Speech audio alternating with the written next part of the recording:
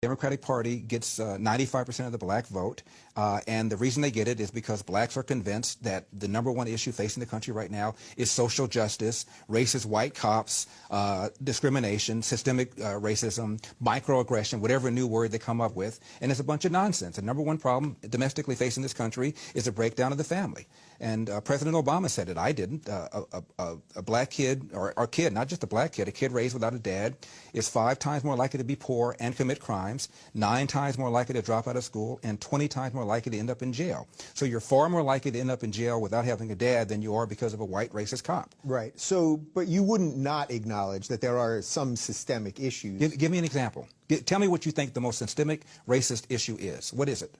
Well, I would say that because black people in most cases, in many cases, were descendants of slaves, that racism as an institution, that it just, a certain amount of it just exists. 2015? Give me the most blatant racist example you can come up with right now. I think you could probably find evidence that, in general, cops are more willing to shoot if the perpetrator is black than white. What's your basis for saying that?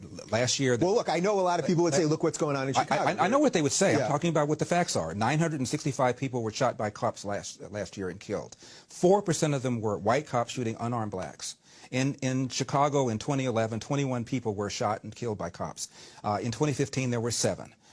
In Chicago, which is a third black, a third white, and a third Hispanic, 70% of the homicides are black on black. About 40 per month, almost 500 per year last year in Chicago, and 75% of them are unsolved. Where is the Black Lives Matter on that? The idea that a racist white cop shooting unarmed black people is a peril to black people is BS. It's complete and total BS. And the reason for these so-called activists saying this is the assumption that racism remains a major problem in America. The media, CNN, especially MSNBC, runs down whenever a black cop shoots somebody, and it's some march on Washington. It's ridiculous. Black people, half the homicides in this country are committed by and against black people. Last year there were 14,000 homicides. Not talking about suicides, I'm talking about homicides. Half of them were black, 96% of them black on black of that 7,000. Where's the Black Lives Matter people on that? So there's where you would say that this is purely because of social justice. This is purely because they want ultimately for people to be angry enough to just keep voting Democrat. That's right. And where's the evidence of a lack of social justice? When a black suspect is killed by a cop, believe me, the media is on it. People are watching it, and justice will, for the most part, occur. In Baltimore, where Freddie Gray was killed, Freddie Gray died in a van. I shouldn't say was killed. Died in a van. Yeah. You have a city that's 45% black. City council is 100% Democrat. The majority of city council is black. The top cop at the time was black. The #2 cop was black. The majority of the command staff is black. The mayor is black. The AG is black. And yet here we are talking about racism. I mean, it's absurd. Yeah. It's absurd. So it's funny, I find myself caught in between this a little bit as a liberal, where I want to always try to defend the other. So in this case, the other being black people, I'm always sympathetic to that. And that, at the same time, I hear you laying out a pretty solid case. These are just the facts. I'll tell you something else, too. There was just a study, University of Washington, and it turns out cops were more reluctant, more hesitant to pull the trigger against a black suspect than a white suspect. Probably because of the fear of being accused of racially profiling and the fear that the civil rights establishment was going to come down on them. So if anything, whites are more likely to be shot by a cop under certain circumstances than a black person. And in the last 30 or 40 years, the percentage of suspects killed by cops who are black has declined 75%. However, the percentage of whites killed by cops has flatlined. Yeah. And so, if anything, people are more concerned about shooting black people for fear that they're going to be called racist. And almost every one of these incidents, whether it's Eric Gardner in New York, who died because he was selling Lucy's and resisted arrest, whether it's Tamir Rice in Cleveland, who was twirling around the gun, whether it's Michael Brown in Ferguson, who had just committed a strong-arm robbery, almost every one of these incidents involved somebody resisting arrest. Why don't you just do what the police tell you? My dad said, when I get pulled over, have my hand at 10 o'clock, have my hand at 2 o'clock, say yes, sir, say no, sir, make sure my paperwork is in order, and if I feel the cop is mistreating me, get a badge number and deal with it later on. If Jesse Jackson and Al Sharpton and Obama and the whole group of them told black people to do that, we'd have a lot fewer of these things to deal with in the first place. Yeah. All right. So I'm with you. I'm hearing a lot of what you're saying here. So as a black conservative then, who now you've laid out your case there.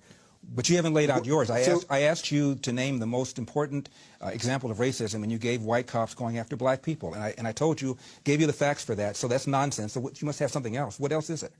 If you think racism remains a problem in America, give it to me. Well, I think it remains a problem. Give it to me. It may not be systemic in that it's not like you're not being hired because you're black. There's no systemic reason, legal reason that exists, that kind of thing. But I think that racism as a general theory exists. I need some specifics. You gave me the white cop thing. What else? Give me another example where you think is a problem.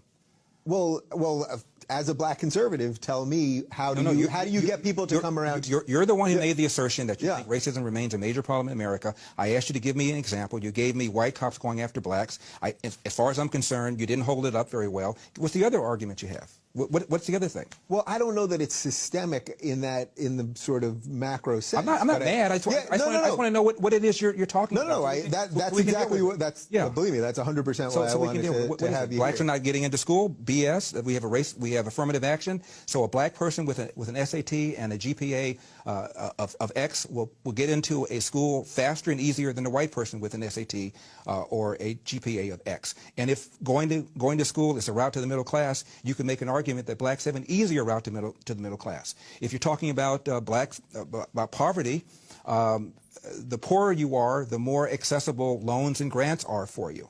The problem, the biggest burden that black people have, in my opinion, again, is the percentage of blacks, 75% of them, that are raised without fathers. And that has every other social negative consequence connected to it. Crime, not being able to compete economically in the country, being more likely to be arrested, that's the #1 problem facing the black community. And when I hear people tell me about systemic racism or unconscious racism, I always say, give me an example, and almost nobody can do it. So the family stuff. So I'll follow your logic there on the family stuff. What can actually be done about that then? I mean, because that's a big reverse the welfare state. In 1890, 1900, you look at census reports. A black kid, believe it or not, was slightly more likely to be born to a nuclear intact family than a white kid. Even during slavery, a black kid was more likely to be born under a roof with his biological mother and biological father than today. What's happened is we launched this so-called war on poverty in the 60s, where literally Lyndon Johnson sent people knocking on doors. I lived in the 60s, and people knocked on doors apprising women of their availability to welfare, provided there was no man in the house. And we went from 25% of blacks being born outside of wedlock in 65 to 75% right now. And you look at how much money that we spent on welfare, and the lines are parallel. It was a neutron bomb dropped on this country, not just on the black community, but on people in general.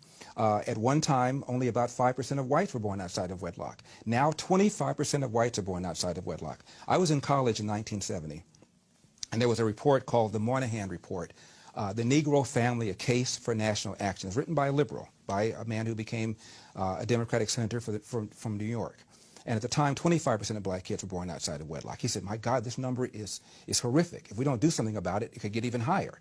Well, fast forward, 25% of white kids are now born outside of wedlock. It is the #1 problem in this country, and what we've done, in my opinion, is we've economically incentivized women to marry the government, and we've allowed men to abandon their financial and moral responsibility. And now we have this.